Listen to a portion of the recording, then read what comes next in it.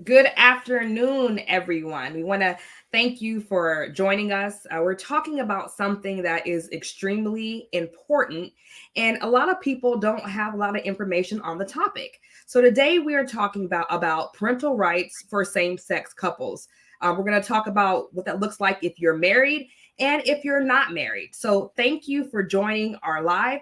My name is Conti Moore Smith. I'm an attorney here at Conti Moore Law, and I practice family law primarily in the Central Florida area.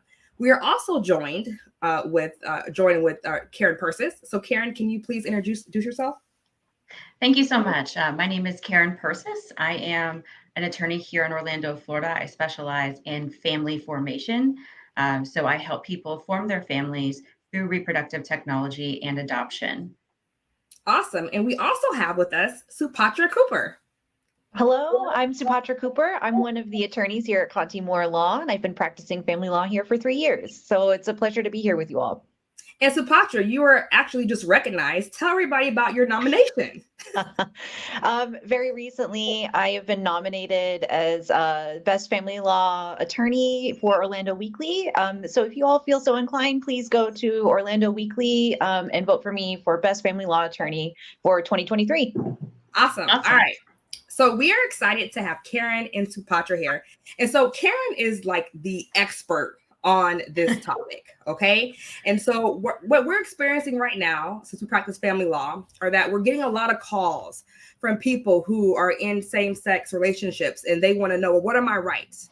And so we're getting a lot of calls about, well, if I wasn't the biological parent, do I still have rights? And so we want to address this issue so that we can give some sort of guidance to people, so you have an idea of what's going on with the law and where you stand as it relates to your situation. So Karen, if you could kind of just jump in and give us an overview of how we got here, the law, what's going on, and what should we be telling our clients? What should they know about when they call us and they're trying to get a divorce or figure out the parental rights if they're in a same-sex relationship?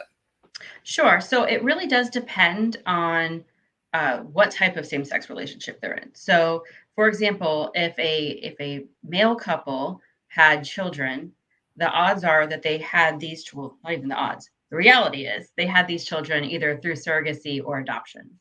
And so, because they went through the surrogacy and adoption process, that means they already have a final judgment that's declaring both of them to be the parents to this child. So they have that gold standard there where they have a court judgment. It is portable pursuant to the full faith and credit clause of the United States Constitution. It is saying that they are legal equal co-parents. So when they are getting divorced, they're already on the same plane, right? It doesn't matter if one guy's sperm was used and the other's wasn't. It doesn't matter. They're on the same plane. They are being considered to be legal equal co-parents to that child. And so they'll go through a divorce and time sharing and child support just as a heterosexual couple would. Okay. So that is a little bit easier on their side. A little bit harder to get the baby, but a little bit easier on the back end if heaven forbid they did need to get a divorce. Where we're seeing a lot of the murky area is really more with lesbian couples, because in many situations people are doing just using a sperm donor. And sometimes they're working with the clinic to do that, and sometimes they're not. Sometimes they're doing at-home insemination. When they're involved with a clinic, the clinic will typically not let them move forward with the insemination attempts until they have what is referred to as a legal clearance letter from a lawyer. And that means that the clinic is telling them, you need to go get a sperm donation agreement. So they're already working with a lawyer at that point, and the odds are the lawyer is going to talk to them about adoption. Where we're seeing an even murkier area is when people do those at-home inseminations, they may not have been told, hey, you need to go to a lawyer and do a sperm donation agreement. And then they're not getting like any kind of counsel. And then they're having these children. And so to kind of break it down a little bit more, in Florida, if you're a married lesbian couple, when you give birth, your non-gestating parent will go on the birth certificate along with the gestating spouse. So a lot of people Wait, hold feel on. So that. Karen, break that down for some of our viewers who may not understand Sure. what you mean by So so if you've got a married lesbian couple, the woman that carried the baby is obviously going to be on the birth certificate. But if you guys are married at the time of the birth, the woman that didn't carry the baby is also able to get on the birth certificate here in Florida. The reason why that is, though, and this is where it gets a little gray, is that a number of years ago after Obergefell and we had marriage equality, you saw a big kind of baby boom where a lot of people felt like, hey, I can have the whole thing. I can get married. I can have the kids. I can have the white picket fence, the whole deal. And so you would see these couples who are married and they're coming in and they're having their babies and they're saying, and you're seeing the hospitals deny them putting the non-gestating parent on the birth certificate. And so they sued the state of Florida and they said, this isn't right, equal protection, like we should be treated the same.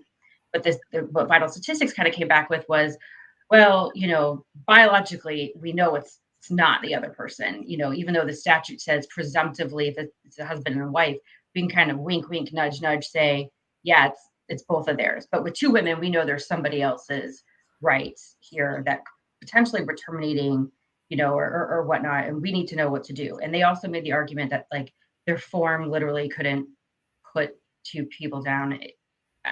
We'll not talk about the value of the argument. Mess, right? Okay, so it was a mess. So what they ended up doing was, instead of resolving this case in court, they settled. And so the settlement is that the Department of Health basically allows the hospitals to list both women on the birth certificate if they're married. And so a lot of people see that birth certificate as this gold standard because it's like, it feels so official and this is it, but I hate to break it to you guys, birth certificate is not much more than a driver's license. It's an administrative document. It doesn't carry the legal weight that a court judgment does. And so because the statute, which provides specifically that a child born into a marriage that is the product of the husband and the wife is presumptively the child, we are still seeing that the best way to go to prevent any challenges down the way is to just go forward and get that step parent adoption post-birth. Because then you are locking up, any potential issues by doing that. You are taking the wind out of any sails of a future argument in a divorce. And people think of divorce first, and I get it because that's kind of the thing. But you also have to think about, if heaven forbid the gestating partner, if she dies, and then her family is fighting for custody of this child and trying to say, well, that's not your kid, and all you have is the birth certificate and you don't have a court judgment. I'm not saying that you're not going to win, but you're going to spend a lot of money fighting that. Right. Whereas if you had just gotten the step parent adoption from the get-go, which is streamlined, easy, uncontested, if they try to argue it, you've got your final judgment, and it doesn't matter what state this happens in. It doesn't matter, because you've got a final judgment of adoption. And again, portable to any state in the United States. Another issue is, let's say you're driving through Mississippi and you have a bad car crash, and the gestating mom is incapacitated. Your non-gestating parent is there, and she's trying to make medical decisions for the child who's also hurt. What if you end up in some place that they say, like we don't honor that, and you'd have to basically keep track of every state's laws in 50 states, if, where they are individually as states with regard to gay adoption, same-sex marriage, et cetera, because they all could, we don't know what the future holds with courts and with states and federal law with this. So again, it's just a lot easier to just go ahead and get the step parent adoption out of the way post-birth. Do I think it's ridiculous that you have to do it? Yeah. Absolutely. I really want to be the old lady coming back to the Florida bar meeting that tells all the young whippersnappers that back in my day, this is what we had to do. And everybody just looks appalled and disgusted that this was something that had to be done. But unfortunately, in my opinion, it's the best way to ward off any future issues. Right. And Supatra, you can chime in. Well, and I was going to just as a personal note, that was always the advice. So my wife and I got married in 2017. Oh gosh. I hope she's not watching. But we got married in 2017 after Obergefell. And when we were doing our own family planning, we were given the same advice that you're giving here, is to go ahead and adopt, which for heterosexual couples, it's not a thought because, as you know, the law provides that children born in an intact marriage presumed to be legitimate, which sounds so old school too, using illegitimate versus legitimate. But what are some of the issues specifically when it comes to divorce if a lesbian couple, for instance, were to go through a divorce without a step-parent adoption? So what you see is, and again, it's hard to, typically I'm talking to people about this when they're planning their sperm donation agreements, right? And so they are so happy and they love each other. Obviously, they're trying to plan a family together. Everything is fabulous. And then you have to bring up this possibility of divorce at a very happy moment in people's lives when they're trying to form their family and say, well, what if you guys, divorce? What's going to happen then if you guys don't have this judgment? And a lot of times people just, oh, we don't have to worry about that. And unfortunately, statistically, I mean, the breakdown for same-sex or heterosexual divorce is a pretty similar rate. So unfortunately, it's probably going to affect some people. What you see then is basically how do people behave in divorces, right?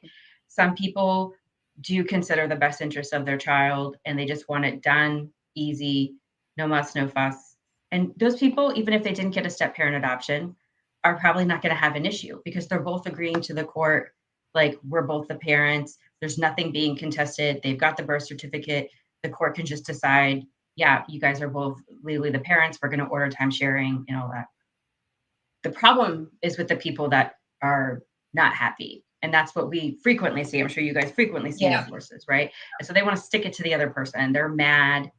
They're not thinking about the best interests of their child, which of course is for the child to continue to be raised by both co-parents who they've been with their whole lives. And so that's when you see the drama. You see the person that gestated the child saying, no, that she's not the parent. I'm the parent. We don't have a court judgment. She never did an adoption. And that's where you see the litigation arise. Absolutely. Now, it's still very possible that a court would rule in the non-genetic, non-gestating parent's favor. We do have a little bit of appellate case law that would be supportive to that fact. But the problem still is you're going to have to pay to litigate it. And so that's going to cost you a lot more of time, headache, delay in your divorce, et cetera, in fighting it, potentially having to appeal it if, depending on the decision. Okay, let's talk about that. So, a family law case of divorce could cost, depending on if it goes to trial, $20,000, $30,000 or more. Okay. So let's just put some numbers on what this looks like. And then if you go and you may not like the judgment or the other side may not like it, you're looking at another 20, 30 grand to appeal it. So like when Karen says like it saves you money to just pay whatever it costs now to the step-parent adoption, like that's real. Because you could spend $60,000, $70,000, $100,000 arguing over this. But if you just take the time and you're diligent and you go and get the step-parent adoption now, you can avoid all of that. Right? Yes. So, I mean, you'll save several tens of thousands of dollars in doing this. A step-parent adoption is an uncontested matter. They're pretty quick and easy. The judges are happy to do them. And I want people to understand that too. I mean, I do these all the time here in Central Florida. I know people sometimes are very worried about being in front of the courts and what a judge might think or, anything like that. Every judge that I've been in front of in the Ninth Judicial Circuit for these cases is so happy to do them.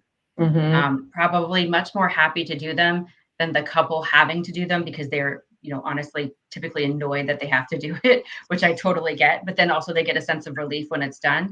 Everybody's so happy to do them. Everybody's been very accommodating. I don't want people to be scared of our judges either, because I've had nothing but positive experiences with them. And I want people to feel comfort, if they're coming, all I can speak of is for, the Ninth Judicial Circuit, but I want them to feel comfort in knowing that when they do this, they're going to be in a safe space too, and that's important for people to feel too, because I know literally the word judge, right? You're going to be judged. And a lot of our gay families, they feel like they've been judged their whole lives and not in a good way. And so it can be very intimidating. It is not the experience that you're going to have, it's not. And so it's definitely something that will save you oodles and boodles of money to just get it done. I actually had somebody call a couple of weeks ago where they're about to get a divorce and they want to do the step parent adoption just like in advance and then do the divorce just because they want to be sure for everybody. So definitely it's something that you want to consider as soon as you can. I've had people call me from the hospital room to get them done. I'm like, okay, just calm down, take your baby home. But then I've had people that have waited a long time. You know, I've had 5, 6, 7-year-olds that have done it. I typically see, you know, in those cases where it's been a while, it's usually because, you know, people are riding high on something like Obergefell, right? And they're feeling good. And then something bad happens. I mean, I can get a specific spike in calls after Trump got elected, after Ruth Bader Ginsburg died, and then after the Dobbs decision, because of the concurrence written by Justice Thomas, people calling and being very, very scared. I don't want you to have to panic call me, you know, be proactive on it, and just get it done when you can, as soon as you can. And then we're not like worried about, you know, a Supreme Court docket next summer or whatever it is. Right. Yeah, No, absolutely. Go ahead. I can certainly echo that sentiment myself too, because it's something, you know, I know too much, but you know, it's certainly scary for folks in our community to see these decisions coming down from the Supreme Court. I was particularly scared, I guess is the best word, when Dobbs came out. So I can understand why you had those spikes. And would you say it's kind of I guess for LGBT couples, everything takes a little bit more planning in all ways. So estate planning, of course, family planning, and then even, you know, it's interesting to hear that you have a couple where divorce is imminent, but they're going to go ahead and do that adoption as a proactive step. Yeah. It is. I mean, again, it's unfortunate that, you know, still we're saying we have marriage equality, but is it really equal? Because we're still having to go through all these different steps. Our families are having to do all these different things. Certainly doesn't feel equal. Yeah. Still feels, you know, that these families are having to do a lot based on being scared or afraid of what our legislatures, our courts may do. At least all I can say is at least now there's an avenue to do it, you know, a surefire way that's going to protect you. I wish you didn't have to do it, but at least there's a mechanism here to shore up everybody's rights. No, absolutely. And I can say that for the past year, we've seen an increase in consultations of people calling us and asking, you know, what can we do? What rights do we have? You have, like you said, the one parent who's now trying to be petty. Well, they don't have any rights. They're not, you know, there's no final judgment are the families encouraging them to do that, to use that as leverage. And so there's not a lot of case law that's out in Florida that addresses this. But if you're in a situation where, you know, you and the other party are getting ready to get divorced and they're not willing to do this parent adoption, don't lose hope. Okay. You know, I don't want anyone to lose hope. So if you're in a situation now where things are great, go get a step parent adoption if you need one. Do not wait. All right. Don't wait until things get bad and you're in a bad spot. So if you're watching this now and you don't have an order, right, you need to go and get a step parent adoption. That's the best advice that we can give to you right now. If you're in a situation where the other side, the other party is not willing to cooperate, don't lose hope. Okay. There's still arguments to be made. You know, it doesn't mean that you're, you know, going to lose. We're just saying that if you can avoid having to pay thousands and thousands of dollars, do it. Yeah. Right. Just avoid the cost, avoid the headache, avoid the delay. Another thing to consider too, when we're talking about sperm donation, let's just talk about that for a second. This might sound silly, but since we're live and we should talk about it, you only have a sperm donor when they're actually donating the sperm. If you guys have sex, okay, to conceive this child, you have not created a donor. You have created a dad. Okay. And I do get calls sometimes. I have gotten calls after one night stands where guys say, oh, can I get a sperm donation agreement? No, you just created parenthood for yourself, potentially. Check back in 2 weeks with the woman. You know, like it's crazy, but like you guys, like, no, you know, oh, we'll do it the old fashioned way. Or I've had somebody say, more than one person say, we're going to do natural insemination. No, no, no. Natural insemination is called sex, and you're creating two parents, the two parents that had sex. You have to use, an inseminate, you have to do the IUI, AI, artificial insemination in order for that person to be considered a donor. Okay. Please, please, please don't skip that important step, because then you've got a dad. And now we may not have an uncontested situation here with your step parent adoption. Mm-hmm. A lot of times these guys will say, oh yeah, no, I don't want to have to pay child support. I don't want to do anything. Then the baby comes into the world and they're all of a sudden like, oh, that's my kid. That kid looks like me, and you can even have a challenge from the donor. So, you don't want that either, or your purported donor. So you don't want that either. Please go by, the proper mechanisms, and do not have sex. Even if you have a sperm donation agreement, if you then have sex to create this child, you do not have a sperm donor, you have a dad. Okay. That's another important element to this. That's a great point, Karen, because we get calls where there's a male and there's two women involved we can make arguments, but right. Do you want to spend the money making those arguments? Because I've seen it before where here's a marriage and who's presumed to be the other parent, and there's arguments to be made. Don't lose hope, but if you can avoid the drama and spending the unnecessary money, be smart and do what you need to do now, and do it correctly. Right. Don't have sex if you want to. Make sure you're clear on what you're trying to do. Call Karen, she'll get you together. Yep. But you want to be mindful of that. So, any other thoughts? Anything else you want to share, Karen, Supatra? This has been very helpful to me. I'm sure to everyone who's watching. This has been great. I think one other thing on my end, another question that I see a lot is people will say second parent adoption or step parent adoption. Mm-hmm. They think they need a second parent adoption, and that they, it's a little confusing. And a lot of that comes back from a pre-Obergefell time where people were not able to get a step parent adoption because they could not be a step parent in that they were not married. Okay. The lion's share of these cases now are between married couples. And when you're doing that, then in order to effectuate this adoption, you're a step parent. It doesn't matter what you call it. Okay. As long as you have a final judgment of adoption, you're good. Okay. Second parent is honestly, if it's done properly, it's kind of a legal work of art, but it's for an unmarried person adopting effectively. And so because you have no genetic relation or anything, you could be ordered to do a home study, have post-placement visits, mm-hmm. etc., whereas you avoid all of that whole cost, all of that time in doing the step parent adoption. So if it's a married couple, which I would say 95% of the time the calls are a married couple, understand that it's step parent adoption that's going to be the proper mechanism for you. And I know people don't like the word step, but again, it's a means to an end. You're going to have a final judgment adoption. That's all that matters. That's helpful. Supatra, any other last comments or words? No, I think that this has been really helpful. The only other novel thing that I can think of, though, is that there is still common law marriages around the country that I know that I've taken calls from some where they said, oh, well, I have a common law marriage in California. They just elected to do that post Obergefell. And then there's children involved. So would your advice be the same? Just go ahead and do the step parent adoption for that? Or what kind of novel issues can arise with that if they come to Florida with a common law marriage?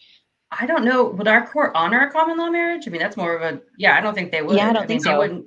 They wouldn't see it as such. So if they're not married, then you would want to go through the second parent adoption process. Mm-hmm. Another interesting kind of wrinkle that happens a fair amount of time is egg sharing. So the woman that gestated the child is not biologically related to the child. The woman that did not carry the child, it's her egg, and she is genetically related to the child. Okay, so you have the gestating mother, the mom, for vital statistics purposes and everything, is the woman that carried the baby, but she's not technically the genetic mom to the child. I'd still recommend doing an adoption in that respect. You kind of sometimes we call it like a confirmatory adoption, or you could even call it a relative adoption technically, or a step parent adoption. Again, just get the adoption done so that you don't have to have a judge go, like you just did to try to figure it out. Just take the argument out of it and just get it done. So sometimes, you see that. And understandably, those clients are typically very upset that they have to do this because they feel like one of us carried, it's genetically the other is like, why? And yes, I would, again, love to update Florida statutes, or any of us holding our breath that Florida's legislature is going to update these statutes in a way that would be favorable. No. Mm-mm. So just go ahead and do that. I do see that a number of times, as well. Unfortunately, there's just not a statutory mechanism for it right now.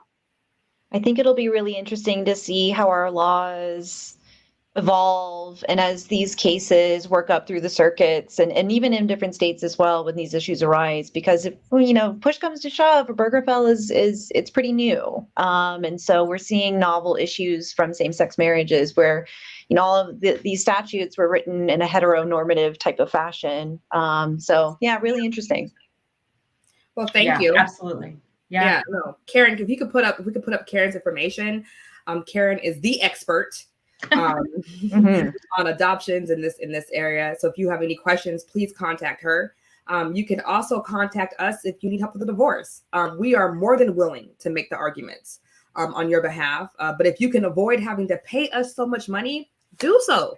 Okay, and get the step parent adoption. But if you're looking for someone to help you, or if you're experiencing an issue with the same sex relationship, or the relates to children, or whatever it may be, please give us a call. We would love to assist you and to help you and to make the arguments on your behalf. All right.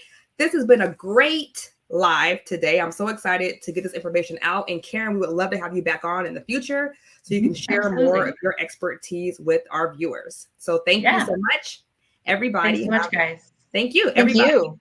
Have a great day. Happy Friday. Happy Bye. Friday. Thanks.